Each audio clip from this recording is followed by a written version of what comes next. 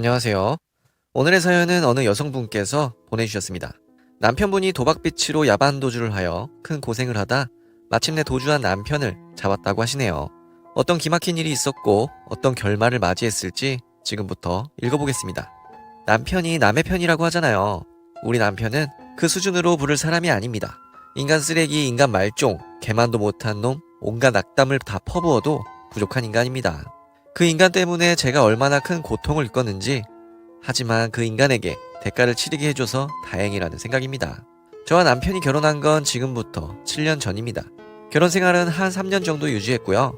이후로 4년 가까이 저 혼자서 아이들을 키우고 직장 다니고 생고생을 했습니다. 결혼하기 전까지만 해도 남편이 인간 말종일 줄은 몰랐습니다.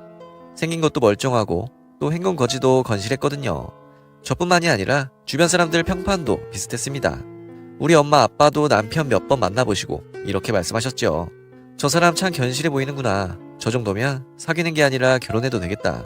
부모님까지 이렇게 말씀하실 정도니 우리 사이는 급속도로 가까워졌습니다. 결국 저와 남편은 사귄 지 2년 정도 만에 결혼하게 되었죠. 결혼 때까지만 해도 별일이 없었습니다. 시부모님이나 시댁 식구가 마음에 쏙 드는 건 아니었지만 크게 거슬리지도 않았거든요.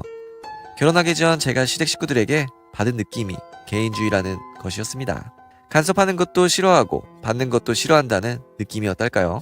시댁 식구들 도움은 크게 못 받아도 간섭도 받지 않을 것 같아 다행이라 생각했습니다. 우리 친가나 남편 친가나 크게 잘 사는 것도 아닌데 무슨 대단한 도움을 기대하겠습니까?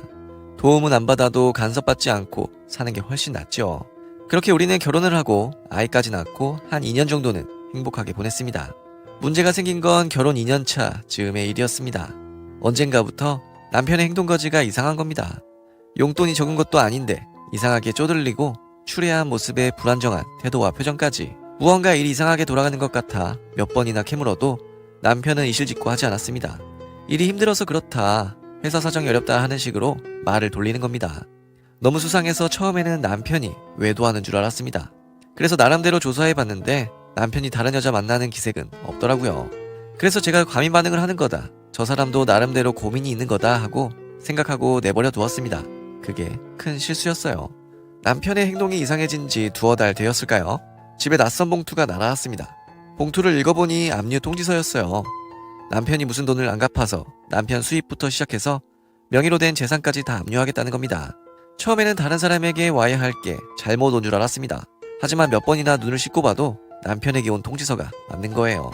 그날 밤 평소보다 늦게 돌아온 남편에게 통지서를 들이대며 소리를 질렀습니다. 대체 이게 뭐야?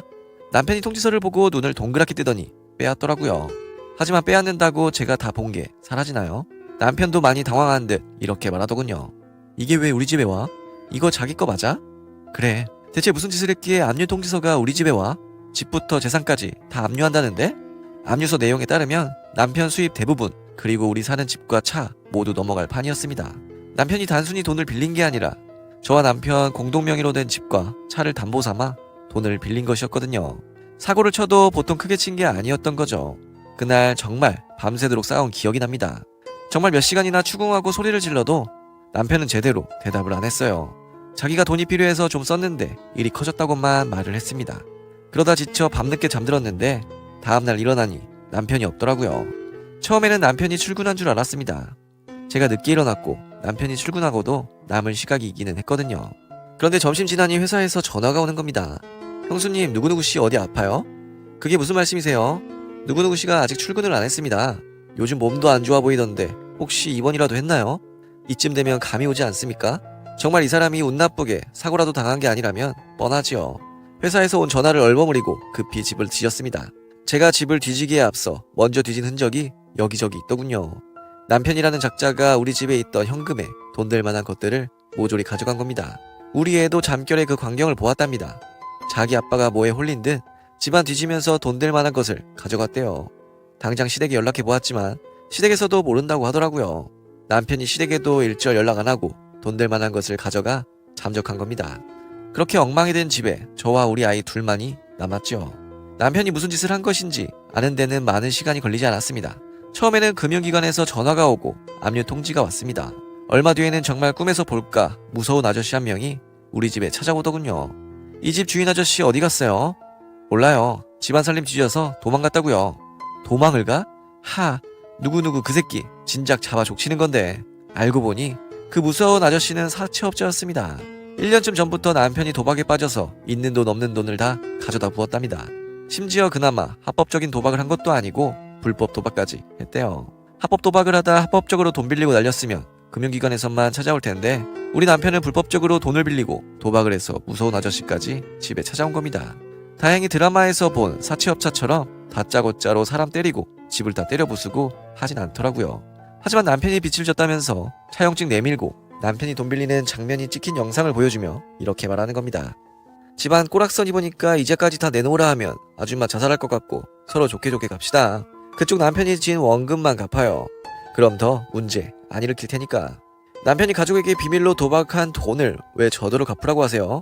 그러니까 이자는 안 줘도 된다는 거 아뇨. 안 그럼 갈 때까지 가볼까? 남편이 이 남자에게 거액 빚을 진 건 사실이었습니다. 남편이 직접 쓴 차용증과 영상까지 남아있었으니까요. 경찰에 신고할까 생각도 했지만 잘못하면 평생 사채업자에게 시달리겠더라고요.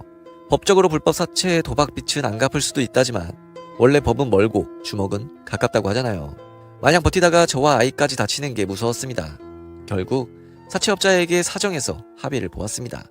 우리 남편을 찾으면 남편을 새우잡이 배에 팔아서라도 나머지 갚을 테니 일단은 원금 절반만 갚겠다고요.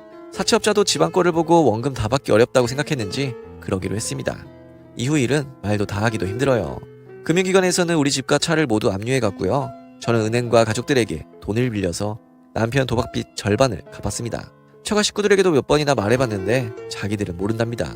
시부모님은 도박 빚지고 사라진 아들도 아니라면서 죽은 자식이라 여길 테니 남편 문제는 저 알아서 하랍니다. 이후 저와 우리 가족들은 몇 년 동안 말도 못할 만큼 고생했습니다. 시댁에서는 나 몰라라 하고 우리 친가도 사정이 어려워서 우릴 제대로 도와주지 못했어요. 아이 데리고 고시원 생활, 여관방 생활, 반지하 생활까지 안 해본 게 없습니다. 3년 넘게 하루에 5시간 이상 잠을 자본 적이 없고 남은 시간은 일만 했습니다. 그렇게 고생하는 와중에도 계속 남편을 찾았어요. 그 인간을 용서하는 게 아니라 철저히 갚아주고 싶었습니다. 그러다 얼마 전에 남편의 행방을 찾았습니다. 남편의 먼 친척되는 사람 도움으로 시골에 내려가 있더라고요. 자기 명의 휴대폰이고 뭐고 없어서 못 찾게 해놓고 농사 짓고 살고 있더군요. 가족들은 자기 도박빚 때문에 죽을 고생을 하는데 말이죠. 정말 알면 알수록 괘씸해서 도저히 가만 놔둘 수가 없었습니다. 그래서 아직도 남편 찾고 있던 사채업자에게 연락했어요.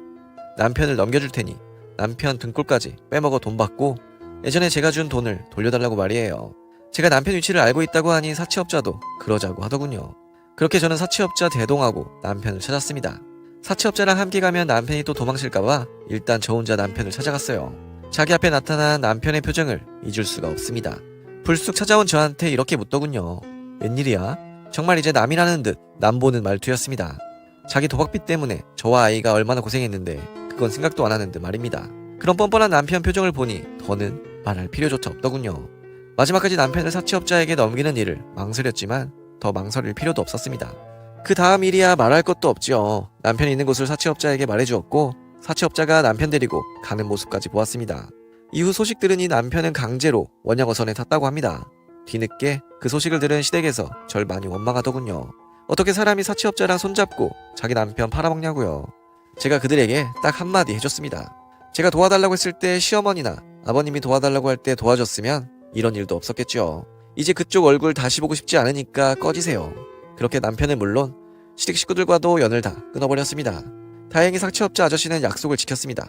남편이 원양어선에서 버는 돈으로 계속 빼먹을 수 있다며 제가 예전에 주었던 돈은 돌려주더군요. 그 돈이랑 몇 년간 뼈 빠지게 일해 모은 돈으로 며칠 전 전셋집을 새로 구했습니다. 남편이 용케 원양어선에서 돌아오면 바로 이혼하고 못 돌아오면 그러려니 할 생각입니다. 이제 남편이나 시댁 식구들이나 안중에도 없습니다. 저와 아이의 새로운 삶이 중요하죠. 네, 오늘의 사연은 여기까지입니다. 남편분의 잘못된 행동에 제대로 복수를 하셨다는 사연이셨습니다. 그동안 고생을 정말 많이 하셨는데 이제부터는 행복하게 사셨으면 합니다.